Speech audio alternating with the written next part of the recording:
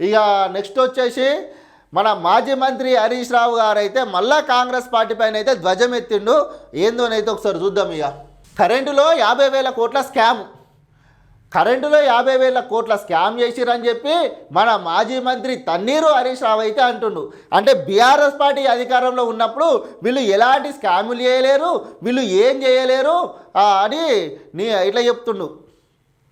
Ramagundam plant నిర్మాణాన్ని ఎన్టీపీసీకి ఎందుకు ఇవ్వట్లేదు, రామగుండం ప్లాంట్ నిర్మాణాన్ని ఎన్టీపీసీకి ఎందుకు ఇవ్వట్లేదని మాజీ మంత్రి హరీష్ రావు అంటుండు.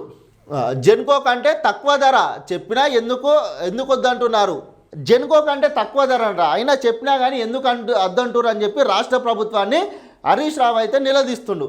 ఇప్పటికే 2 డిస్కామ్లు ఉండగా ఇంకోటి ఎందుకు, ఇప్పటికే 2 డిస్కామ్లు ఉండగా మళ్ళీ ఇంకోటి ఎందుకు అని చెప్పి హరీష్ రావు ప్రశ్నిస్తుండు. వీళ్ళు అధికారంలో ఉన్నప్పుడు ఎన్ని డిస్కామ్లు ఎన్ని పెట్టుకున్నా అని ఏం కాదు, ఇప్పుడు ప్రతిపక్షంలో ఉన్నారు కాబట్టి ఇట్లా మాట్లాడుతున్నారు.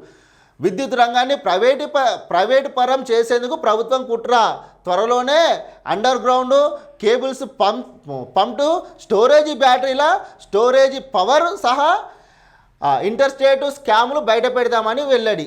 అగో హరీష్ రావు కాంగ్రెస్ పార్టీ మీద ధ్వజం అయితే ఎత్తిండు. మొత్తం మీద విద్యుత్ రంగాన్ని ప్రైవేట్ రంగం చేస్తున్నారని చెప్పి ఏంది నెక్స్ట్ ఇదేంది కేబుల్స్ పంప్స్ స్టోరేజీ బ్యాటరీలు స్టోరేజీ పవర్ సహా మిగతా వాటి అన్నిటి స్కామ్లన్నీ మేము బయట పెడతామని చెప్పి మన తెలంగాణ రాష్ట్రంలో మాజీ మంత్రి హరీష్ రావు అయితే సంచలన వ్యాఖ్యలు చేసిండు.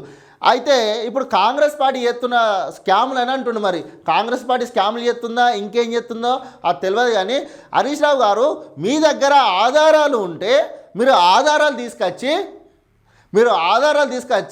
మీరు ఎక్కడ కంప్లైంట్ చేస్తారు, ఈ మీడియా ముందట బయట పెడతారా, మీరు ఎక్కడ బయట పెడతారో ఆధారాలతో మీరు మొత్తం చూపెట్టాక వాళ్ళు స్కామ్లు చేసినవి బయటపడతాయి. ఒకవేళ వాళ్ళు స్కామ్లు చేస్తలేరు అనుకో, ఈ కాంగ్రెస్ పార్టీ నాయకులకు కూడా చెప్తున్నా, మరి వీళ్ళు గిద్దగానం మొత్తుకుంటారు కాంగ్రెస్ పార్టీ ఇన్ని స్కామ్లు చేస్తుంది అది అని చెప్పి. మరి గత 10 సంవత్సరాలు బీఆర్ఎస్ అధికారంలో ఉన్నటువంటి చేసిన స్కామ్లను మీరు బయట పెట్టుర్రి, మీరు కూడా బయట పెట్టుర్రు అయిపోతాయి కదా. ఇట్లా మాట్లాడుతున్నారు వీళ్ళైతే. అసలు ఇక బీఆర్ఎస్ పార్టీలు ఏం మాట్లాడుతుర్రో అధికారం కోల్పోయినాక అసలు ఏం కూడా అర్థమైతలేదు. ఏదో మాట డైవర్ట్ చేయడానికి ఇలాంటి పంచాయతీలన్నీ ముందర పెట్టుకుంటారు వీళ్ళు.